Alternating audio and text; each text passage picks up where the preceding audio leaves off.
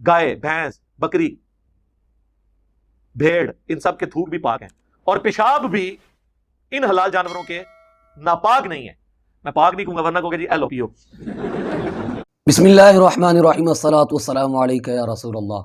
ناظرین کرام، کلپ آپ دیکھ چکے ہیں جس کے اندر مرزا کہتا ہے کہ حلال جانوروں کا تھوک تو پاک ہوتا ہی ہے، اس کے ساتھ ساتھ ان کا پیشاب بھی پاک ہوتا ہے، اور آگے تھوڑی گفتگو کرنے کے بعد کہتا ہے کہ جس طرح عورتوں کے ہاتھوں میں یا جو تھاپیاں وغیرہ بناتے ہیں، اپلے بناتے ہیں، ان کے ہاتھوں کے اندر گوبر رہ جاتا ہے تو وہ پاک ہے، ہاں جب مسجد میں جائیں تو صفائی کر لینی چاہیے۔ یعنی کہ مرزا نے حلال جانوروں کے پیشاب اور گوبر کے بارے میں کہہ دیا کہ یہ پاک ہے، اور اس کی منافقت دیکھیں، ساتھ ہی کہتا ہے کہ میں اس کو ناپاک نہیں کہتا لیکن اس کو پاک بھی نہیں کہتا۔ اگر ناپاک بھی نہیں ہے پاک بھی نہیں ہے تو پھر کی ہے؟ حالانکہ درست مسئلہ یہ نہیں ہے، درست مسئلہ وہی ہے جو فقہ حنفی کے اندر علماء کرام نے بیان فرمایا ہے۔ فقہ حنفی کے نزدیک یاد رکھیے گا کہ علاج کے طور پر یا پھر کسی بھی مقصد کے لیے پیشاب کسی بھی جانور کا استعمال کرنا وہ جائز نہیں ہے، کیونکہ فقہ حنفی کے نزدیک حلال جانوروں کا پیشاب اور پخانہ بھی وہ ناپاک ہے، کسی بھی غرض کے لیے، کسی بھی علاج کے لیے اس کو استعمال نہیں کیا جا سکتا۔ غیر مقلدین پیشاب کو کہتے ہیں کہ یہ پاک ہے، اور حدیث ایک لے کے آتے ہیں، وہ ارینا کے جو لوگ تھے، قبیلہ ارینا کے لوگ تھے، ان کو حضور علیہ السلام نے فرمایا تھا کہ اونٹ کا پیشاب پیو تو ٹھیک ہو جاؤ گے۔ اس حدیث پاک کا جواب دیتے ہوئے بہت سارے محدثین نے لکھا ہے کہ وہ جو رخصت تھی وہ حضور علیہ السلام نے ان کو عطا فرمائی تھی، وہ جو حکم تھا وہ حضور علیہ السلام نے صرف انہی کے لیے رکھا تھا۔ کیوں؟ کیونکہ نبی پاک علیہ السلام کو وحی کے ذریعے یہ یقینی طور پر معلوم تھا کہ ان کی شفا اسی کے اندر ہے۔ اب جو کہتے ہیں کہ علاج کے طور پہ حلال جانوروں کا یا اونٹ کا پیشاب پینا جائز ہے، پاک ہے، چونکہ حضور نے تعلیم فرمایا تھا، تو بھائی آپ کے پاس ایسی کون سی یقینی دلیل ہے کہ جس کی بنا پر آپ نے کہا کہ فلاں جانور کا پیشاب پی لو تو تمہیں شفا مل جائے گی؟ کون سی ایسی دلیل ہے تمہارے پاس یقینی جس کی بنا پر تم نے یہ بات کی؟ حالانکہ مارکیٹ کے اندر اب تو ہر طرح کی دوائیں موجود ہیں، پاک دوائیں ملتی ہیں، تو اب کیا ضرورت ہے کہ آپ پیشاب کے ذریعے ہی شفا حاصل کریں، جبکہ کوئی یقینی ایسی دلیل بھی نہیں ہے کہ اسی کے اندر اس کی شفا ہے؟ تو ایک تو یہ بات، اور دوسری بات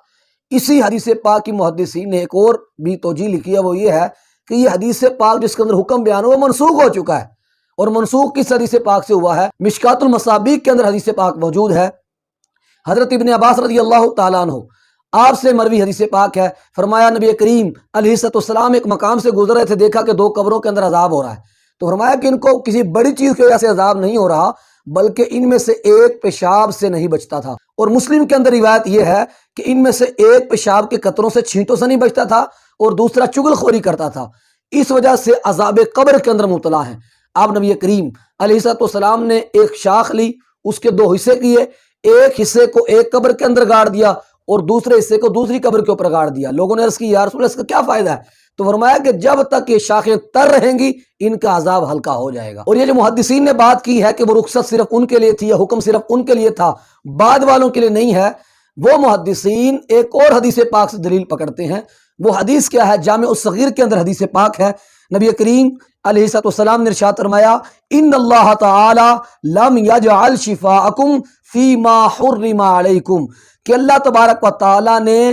تمہارے لیے ان چیزوں کے اندر شفا نہیں رکھی جو تمہارے اوپر حرام ہے۔ تو حضور کی واضح حدیث پاک موجود ہے، تو اس سے پتہ چلتا ہے کہ وہ جو حکم تھا صرف ان کے لیے تھا، یہ حکم عام نہیں ہے، اور وہ حکم منسوخ ہو چکا تھا۔ اس کے اوپر بھی محدثین نے بہت سارا کلام فرما رکھا ہے، بہت طویل گفتگو موجود ہے، اور صحیح ابن خزیمہ کے اندر ایک حدیث پاک موجود ہے، نبی کریم علیہ السلام نے ارشاد فرمایا کہ عام طور پر عذاب قبر لوگوں کو پیشاب کے قطروں سے، چھینٹوں سے نہ بچنے کی وجہ سے ہوتا ہے۔ تو یہ حدیث ہمیں بتاتی ہیں کہ جانوروں کا، وہ جانور جو حلال بھی ہیں ان کا بھی پیشاب وہ نجس ہے۔ اور وہ جو حدیث پاک میں نے پہلے بیان کی تھی نا، جو مشکات المصابیح کے حوالے سے بیان کی تھی، اس کی شرح کے اندر محدثین نے لکھا ہے کہ وہ جو اس کے بارے میں آیا نا کہ پیشاب کے قطروں سے نہیں بچا کرتا تھا، چھینٹوں سے نہیں بچا کرتا تھا، وہ ایک چرواہا تھا اور اپنی بھیڑ بکریوں کے پیشاب کے چھینٹوں سے نہیں بچتا تھا، اس لیے اللہ تعالیٰ نے اس کو عذاب قبر کے اندر مبتلا کر دیا۔ ان احادیث کا مطالعہ کرنے کے بعد ہمیں پتہ چلتا ہے کہ حلال جانوروں کا پیشاب ہو یا پخانہ ہو وہ نجس ہے، ناپاک ہے، جبکہ مرزا کیا کہتا ہے کہ یہ ناپاک نہیں ہے، پھر ساتھ ہی کہتے ہیں میں پاک بھی نہیں کہتا لیکن ناپاک بھی نہیں ہے، کیونکہ اگر میں نے پاک کہا تو یہ کہیں گے اے لو پیشاب تے پیو، تو جناب اسی ہن بھی یہی آکھاں گے کہ اے لو پیشاب تے پیو، کیونکہ تہاڈے نزدیک تے ناپاک نہیں ہے تے پیو نہ اینو۔ اور اگر گوبر کے ذائقے میں تمہیں تھوڑی بہت کھٹاس محسوس ہو یا بدبو محسوس ہو تو پھر تھوڑی جی کھنڈ یا شکر پا لینا، بلکہ کھنڈ یا شکر بھی نہ پانا، کیونکہ یہ تے حلال چیزاں نے، تو تینوں حلال کدھروں بچنا ہے؟ تو تو کھا گوبر کھانی قوم، تو گوبر ہی کھا تے نالے اپنے فالوورز نوں بھی کھوا۔ پیشاب پینی قوم، تو اپنے فالوورز نوں بھی پیشاب پلا تے آ بھی پی، کیونکہ تیرے نزدیک ہے پاک ہے۔